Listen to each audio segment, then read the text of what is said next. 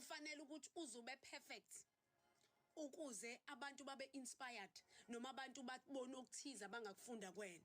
Kodwa indlela olwa ngayo makufika izimpi noma kufika ubunzima empilweni yakho, umuntu okubukayo uyofunda ukuthiza ukuthi ikhona indoda ebekezelayo. Athi umuntu noma ngabe esebhekene nasiphi isimo athi ayikodwa ukhona umuntu oke wasilwa lesimo wasilwa simhlula kodwa wazi waphumelela. Akufanele kuze kube ukuthi abantu bafunda kuthina ngoba nakusesaphelela imali kodwa indlela olwayo ngayo nendlela ophila ngayo empilweni ingasindisa omunye umuntu. Ngakho qhubeka, you can never be perfect to inspire others. Let others be inspired by how you deal with your imperfections. Abantu abaqhuquzeleke ngendlela abakubona ukuthi uma ngabe kukhona la ngambi khona ngilungisa kanje bakubona ukuthi yazi lo muntu uyalo empilweni. Kulonyaka ke ngizothi bazalwana nasingaphileli ukuba ngcono ukuze samukeleke kubantu noma ukuze abantu basithande. Kodwa usuku nosuku asithi masingena emaphutheni sithi siyafunda emaphutheni yethu futhi siyaqhubeka siyalwa siyabekezela soze siphumelele.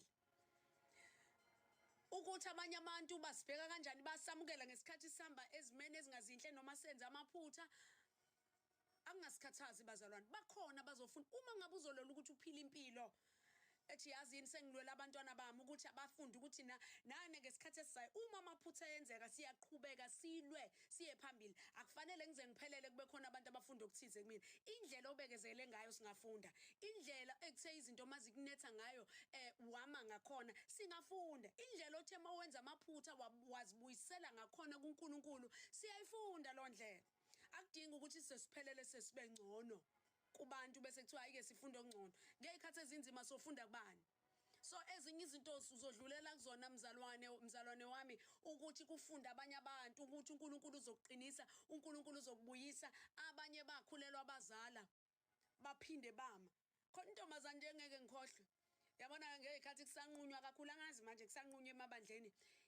Yabona ngithi abantu abaningi mase benqunyiwe makade ekhuleliwe bese umuntu ahamba ohlala ekhaya akangabisakhonza. Yakhonza le yangane wambona ukuthi yabona wenza iphutha lo muntu.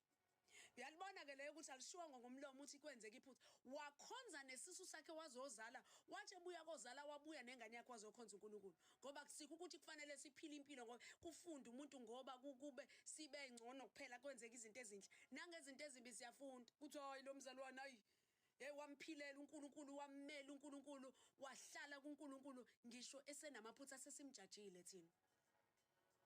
Samjaja saqeda wamkhonza uNkulunkulu wakhe wathola umntwana wazibuyisela enkosini waqhubeka nempilo. Ngafunda kuleyo nto nje kuleyo nto nje yakhe kuphela.